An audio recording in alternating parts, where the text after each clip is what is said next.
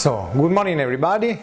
I'm Professor Flavio Gazzani and welcome to Sustainable Energy Management course. So the aims of this first lecture is to introduce you to the energy studies, and we will see in this lecture all the objects that we'll cover during this course. So this course first of all aims to analyze all the environmental energy and economics and policy aspect of the energy production and consumption, but at the same time we will see how we can face all the environmental impact caused by fossil fuel and the other energy production. So the aims of this first lecture is introduce you and become familiar with the structure of the course. So as you can see, we have to understand how the energy is the basis of the new modern industrial society, how we can face all the economics and all the energy production and consumption aspect. Then it's very important that you understand how this course is multidisciplinary, because we'll cover not only the energy production and consumption and also the renewable energy and the new technology that we got to reduce CO2 emission, and we increase and moving towards the sustainable development, but it's very important also that you understand why we study sustainable energy management and why is so important the energy sector in our life and our society. So this first lecture is divided into 4 different subtopics. The first is we're talking about the global energy source, so we're talking about oil and gas, renewable energy and nuclear power production. The second is about the energy and the environment. So we will see how the energy production will impact on our environment in terms of oil and gas extraction, in terms of CO2 pollution, and in terms of transport and industrial sector. The third part is dedicated to the climate change science and policy. So we will see how we can reduce the CO2 emission, how we can manage the unsustainable energy production that we face in these days, and all the international agency and protocol that was stated, that was signed, that aims to mitigate the climate change. And the last one, we will introduce you to the renewable energy studies, a renewable energy source. So we started talking about the wind energy production, the solar, hydropower, and all the new technology that we have to moving toward a sustainable production of the energy.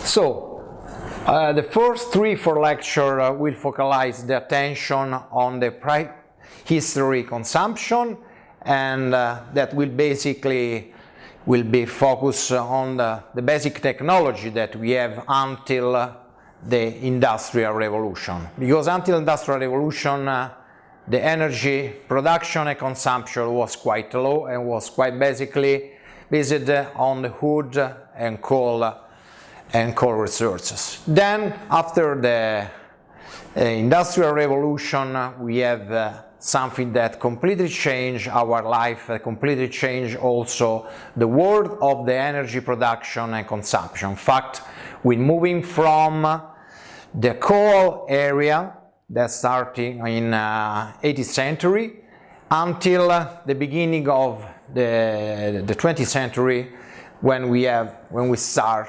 drilling and we discover the oil crude that will completely change the way how we approach to the energy consumption and energy production. Then the last part will be on the nuclear revolution, and Then we will explain how we can face and how is important the nuclear production, but at the same time all the dangerous and economic aspects.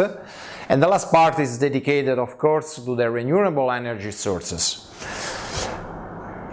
I show you this graph because it's pretty important, because the population growth is straightly related to the energy consumption and energy production. So as you can see from this graph, until the Industrial Revolution, the population was quite similar. So starting from 5 million years ago until the Industrial Revolution, there wasn't much change in terms of population growth. After the Industrial Revolution, there was something that completely changed our world. There was a lot of increasing in terms of industrial production, but at the same time also there was so many discoveries also from the medicine and all aspects.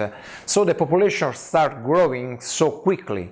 And you can see that just in 300 years the population moved from around 1 billion persons in the world and now reaching the 6.3 billion people. And the forecast that in 2010 we will reach almost 11 billion people. So it's pretty important, because this will affect in sometimes the energy production and consumption in a way that was never faced our history before. It's also changed the demographic transformation. So if you can see what's happened from 2003 and we forecast something about 2015, the Asia before in 2003 was 63 billion, and the forecasting by United Nations will see that we will reach 8.9 billion. The same with Africa. There was another increasing, was a very important population, but what you can see from this graph that is pretty important how, for example, Europe will start to reducing a lot their population.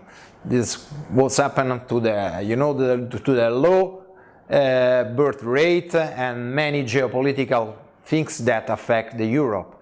So this is very important because this affects a lot the way how we consume our energy, the way and the place where the energy is produced.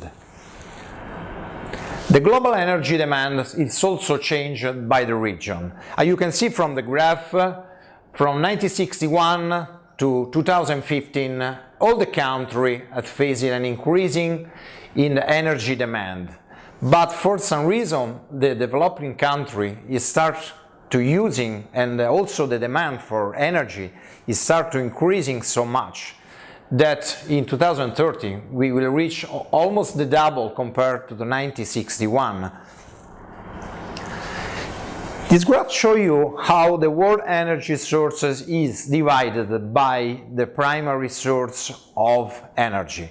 So the first is still the oil that represents the 31% of all the energy production that is used for transportation, for the electricity power, for the commercial and also for individual demand of energy. The second is the coal that still represents the 29% that is one of the worst energy source in terms of environmental impact. Then we have the natural gas. Natural gas is starting increasing a lot in the last 3 decades, and in terms of environmental impact represent the less and the most sustainable solution. The rest you can see is very small.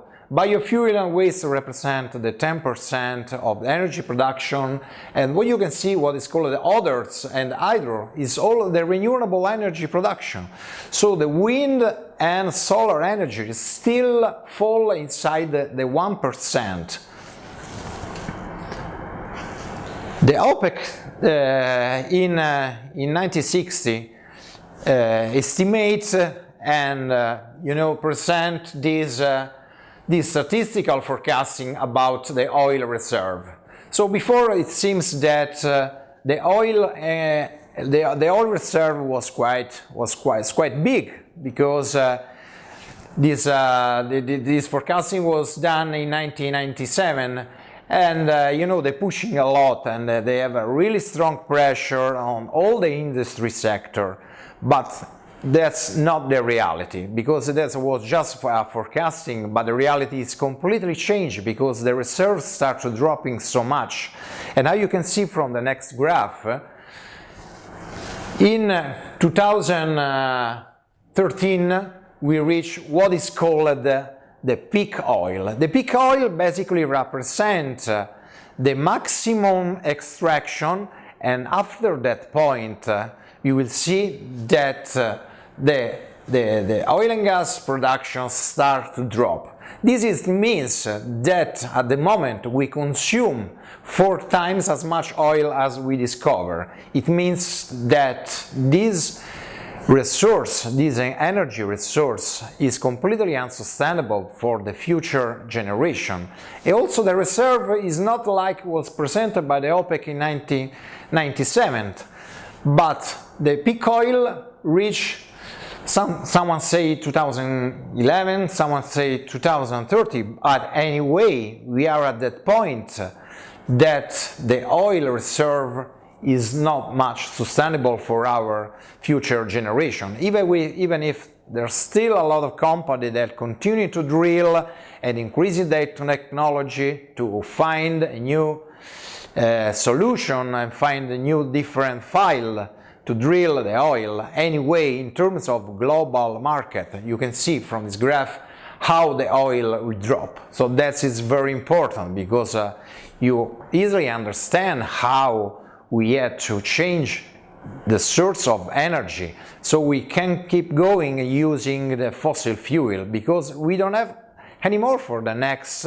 5-6 decades, like in 2013. So the world energy outlook is also completely changed, because it looks like that starting from 2013 the oil and gas start to reducing a lot. The natural gas is increasing, but also the natural gas, it looks like for many forecasting, many companies, that the reserve will not be forever. So there's also what is called the gas peak. It means also the gas to change completely the way how we produce our energy, because also the reserve of the gas will be not for the near future. So the other is very important, that will be rise a lot, will be the geothermal, the biomass, and of course all the renewable energy production. Okay, in the next subtopics we will talking about the energy and environment.